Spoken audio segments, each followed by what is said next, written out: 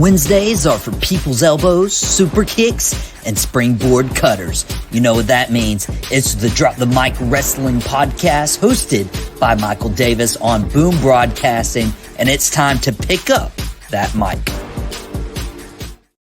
Welcome to the Drop the Mic Wrestling Podcast. I'm your host, Michael Davis. Thank you guys so much for listening to us on Boom Broadcasting. Now, I have to mention, we have our first ever live studio audience with us. I have a fan of the show, or maybe not. His name's Elliot. I appreciate him being my live studio audience. Elliot, appreciate having you on, my friend. And we are live on Boom Broadcasting. So if you guys are enjoying this, well, just drop us a subscribe, drop us a comment, say, what up, Elliot? He'll probably look at those later. But I want to talk about NXT. NXT just had its final show on the USA Network. So I just wanted to quickly recap what NXT was, how they did on the USA Network. And I'm going to be actually dropping my top 10 NXT superstars, wrestlers, characters in this USA era. Now, going from 10 to 1, here's the criteria I gave. They must have wrestled a minimum 12 consecutive months on NXT since their move to the USA Network. In addition, they had to be evaluated on championships. You got to wear the championship, right? Yeah, I'm getting a head nod from Elliot right now. You got to have championships, memorable moments, memorable matches, main eventing, either pay-per-views or special events. You'll hear me mention featured matches on NXT events. I took those into account, some of the special Wednesday night events, and then just overall success in not only NXT, but success beyond NXT in WWE. So I didn't equate anything they did in other companies, but coming in at number 10, and once I go through this list, I'll also be mentioning some people who were just off the list. Now, some of those off the list were, Keith Lee had a really good run, very popular. Matt Riddle as well. Solo Sikoa, who is not the tribal chief. No holding up once for Solo Sikoa. And we also have Shayna Baszler. And they just missed it either by not competing in NXT on the USA for 12 consecutive months, or they just missed it because they had left NXT prior to the USA Network. So coming in at number 10, I have Mandy Rose. Now, if you guys aren't familiar, Mandy Rose had a historic 413-day reign as champion in the 2.0 era. So NXT, while they were on the USA Network, it went through a little bit of a transition. Elliot and everyone else watching on Boom Broadcasting, it went through a little bit of transition, and they needed star power. They gutted the roster. It's like, you go to a place and it has all your favorite people, and then, you come back the next week and they're pretty much all gone. But Mandy Rose was able to be that main star, that character for 413 days as champion in that 2.0 era. She carried the brand. She did absolutely fantastic. She did really well. And so I had to put Mandy Rose there. Obviously, she didn't get to be on the main roster, but she really changed her character. She was able to, be a villain, be a bad guy, be a heel, as opposed to the good people, the baby faces. So Mandy Rose comes in at number 10 with one of the greatest championship runs in all of NXT. Come in at number 9, I have Karrion Kross. Now, Karrion Kross had a 136-day reign as the NXT champion in the pandemic era, which was a really tough, moment in time for everybody, especially NXT, competing against nobody. Like, imagine putting your body on the line and, nobody's there to cheer you on. Nobody's there to boo you. But Karrion Kross, what an incredible character. He had the entrance, he had everything. And even Adam Cole would tell him, like, hey, you've been given everything. I think he did a really good job. held the championship actually twice during this time. The first one was vacated due to injury. He came back. He persevered from that injury and was able to win the title again. That's when he held it for 136 days. He had 3 main events on pay-per-views, and then he had 1 featured match on a big NXT show. And it took him a while. He had to, step away, but he came back to WWE, and now he's making an impact on the main roster. So I do put him at number 9. At number 8, I have Io Sky, who was formerly known as Io Shirai. So it's really hard when you change characters, you change names in the middle of your career. And that's okay because she still had a really great run, 304 days as champion in the pandemic era. So that's almost a full year that she was able to hold the women's division down, 2 main events on a NXT pay-per-view. For the women, that's awesome. That is really awesome getting to be able to be showcased. And in addition, she had 2 featured matches and absolutely loved her character work, absolutely loved her work in the ring, and she was able to shine. And she has one of the best moonsaults. It's basically a backflip. It's a backflip on the top rope, crashing to the floor onto the mat and pinning her opponents. And she did absolutely fantastic. Coming in at number 7, I have a recent guy, Carmelo Hayes. Now, I wanted to touch a little bit more on him because not only was he the guy, he was 182 days as NXT champion, 171 days as the North American champion, another reign as North American champion for 101 days. So he spent well over 365 days as a champion on here. He had 5 main events for a pay-per-view. He had 5 featured matches on big cards.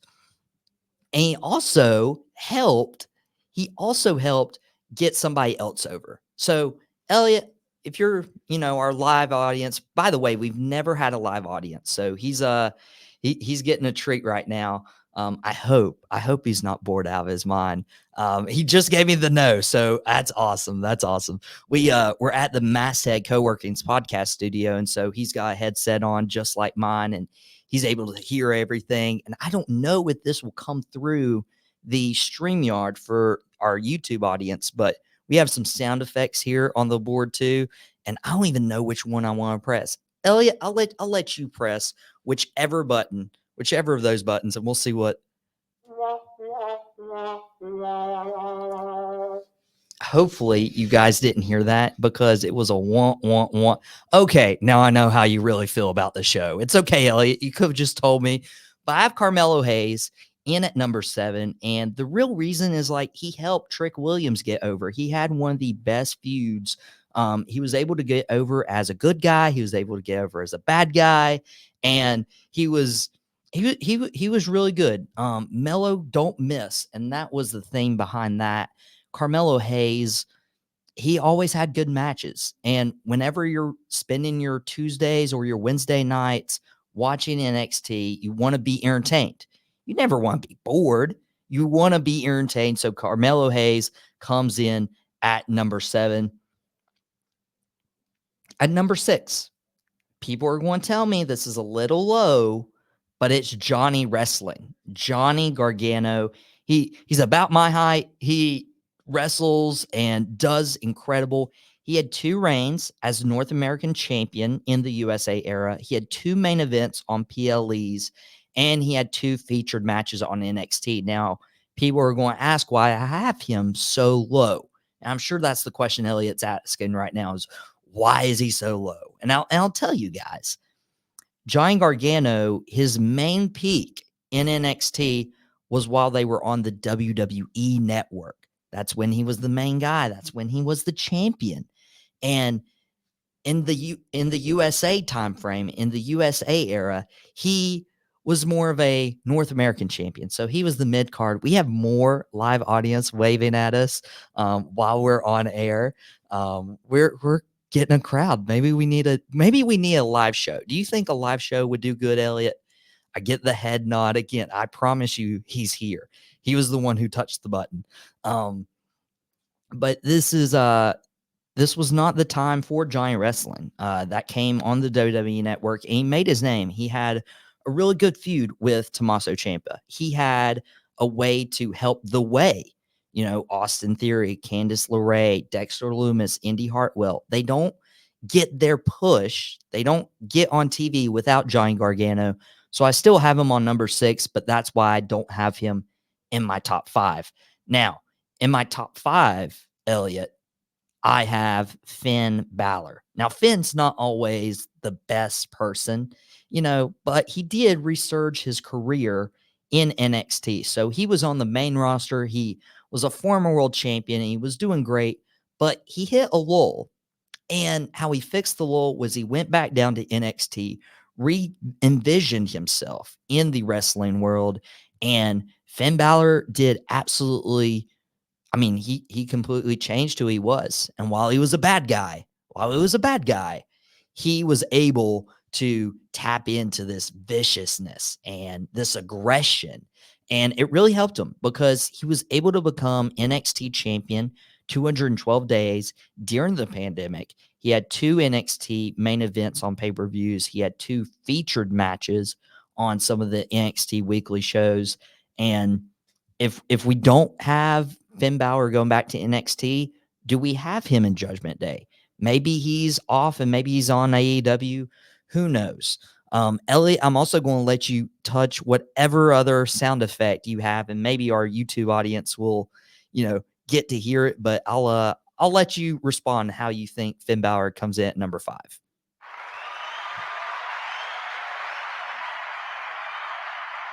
I just got applause. That is awesome. I got applause.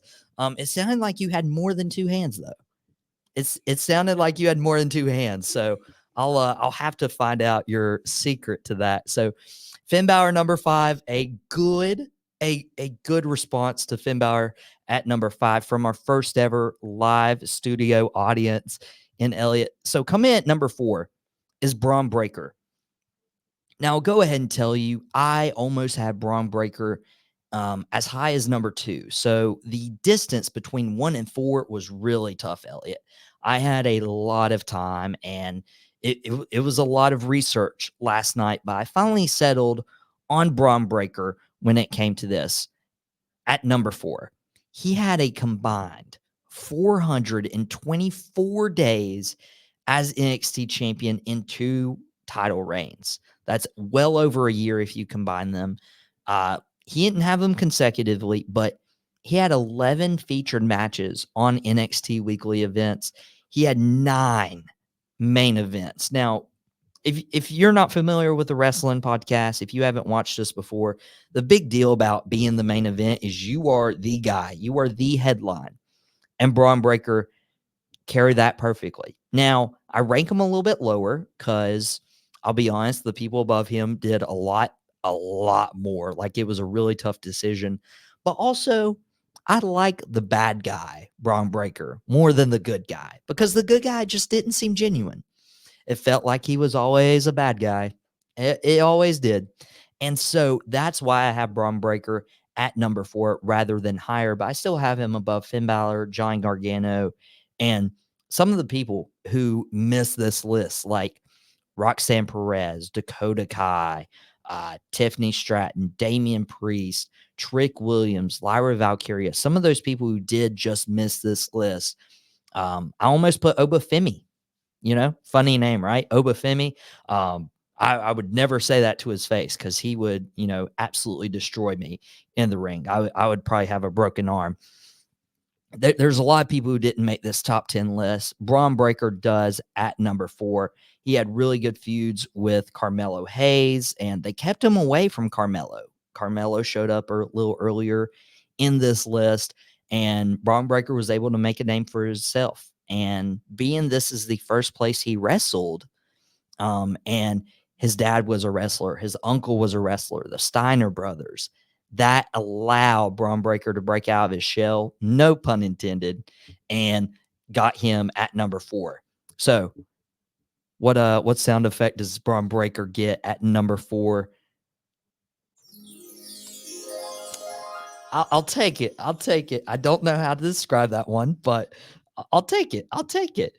Um, it's almost like what Tinkerbell would come out to on Peter Pan. Come in at number 3. I have Adam Cole, who might have the amount of muscles as Tinkerbell, but that is no slight because he is one of the best wrestlers in the world. A historic 403 days as NXT champion. He carried the brand in the pandemic era as well. Transitioning during that, he had a good feud with Karrion Kross. He had the Undisputed era, so it was Adam Cole, Bobby Fish, Kyle O'Reilly, Roderick Strong. Those 4 guys, they ran the whole thing. Like they were NXT for so long. 6 main events on NXT pay-per-views or premium live events, 5 featured matches on the weekly NXT shows, and he was the guy. And I really, really thought he was going to be a big thing on the main roster. Apparently, Vince McMahon, who's not a good guy in any stretch of the imagination, wanted Adam Cole to shave his head and just be on the outside cheering other people on. Like, that would be like me cutting my hair. I don't want to cut my hair because somebody else tells me to. I want to keep my hair. I want to keep the flow. Thankfully, Adam Cole kept the hair. He was able to jump ship to AEW. But if he had main roster success, I probably put him higher on this list. Probably put him above Tommaso Ciampa, who ranks in at number 2. He's literally the heart and soul of the black and gold era. He helped usher in the NXT 2.0 era. We don't get Braun Breaker if we don't get Tommaso Ciampa. 3 main events on pay-per-view or premium live events, 7 featured matches on weekly NXT shows. Because they've started, instead of doing their weekends and having those be the big ones, they do them on like Wednesdays, and they'll do like Halloween Havoc or flashback to the WCW days. And that's what I mean by the featured matches on weekly shows. But Tommaso Ciampa, he was literally NXT. I am glad he's getting his push on the main roster. And Elliot's looking as if he wants to touch another sound effect. I feel like he does. He's getting me the head nod. So Tommaso Ciampa comes in at number 2. Now, I know there might be a drum roll on these sound effects. Elliot, if you hit the drum roll, there might be a prize, but you only get one opportunity. And I'll let you have it right now, right before I announce who my number 1 superstar was for the NXT on USA era. Elliot, you got one opportunity, my friend. Let's see what sound effects he has. Badum tish. Not quite the drum roll. It's okay, but it's pretty close. Good job, Elliot. I really hope these sound effects are coming through for our YouTube and our Boom Broadcasting audience. Thank you guys so much for watching the Drop the Mic Wrestling podcast, supporting everybody. Shane Smith had Quick Hits. Podcast Me dropped at 9 a.m. Sideline Savants dropped at noon today. Drop the Mic, obviously, at 3. Lombardi Party, the Green Bay Packers podcast at 6 with my friend Carson Williams. And then Mouthing Off with Mike is back. He's off from vacation. He only gets 1 week of vacation every 4 years. And Elliot agrees with me. He's like, that's too much. Maybe I'll knock that time down. But he'll be on after AEW Dynamite with a few familiar faces from Boom Broadcasting. But we had our drum roll with the Badum Tish, and we got our number 1 superstar. Now, remember the criteria: championships attained and title reigns, memorable moments and matches, main event and takeover and special events, overall success in NXT, success beyond NXT in WWE, because that's the point of a developmental system. You get better, and then you are able to have more success, and I'm going to give it to Rhea Ripley. Now, Rhea Ripley's been a bad guy. Rhea Ripley's been a good guy. And Rhea Ripley was able to put NXT on the map. She is actually, I don't know if you knew this, Elliot, but she's the first person to ever defend the NXT championship at WrestleMania. That's the biggest event of the year. And while she did it in the pandemic era and no fans were around, that is an incredible feat. Wrestling Charlotte, yeah, she lost, but she was there and she put on a really good match. And throughout the years on NXT, throughout the years on the main roster, she's improved. She's honestly one of the best female wrestlers in the world right now. And it was all because of what she did in NXT. She had 108 days as champion. In addition, she had 4 featured matches on NXT events. Rhea Ripley's my number one. She had some memorable stuff there.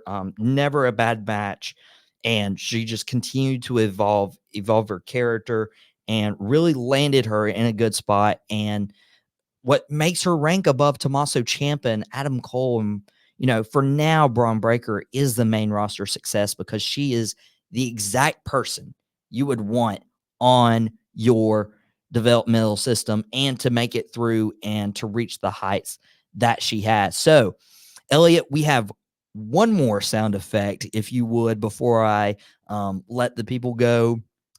Click a button.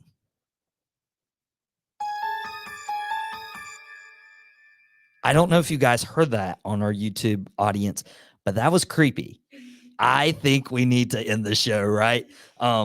Elliot, thank you so much for joining us, being our first ever live audience. We might do more of these. Did you have a great time? He's nodding yes. I promise he's here. This isn't one of my imaginary friends.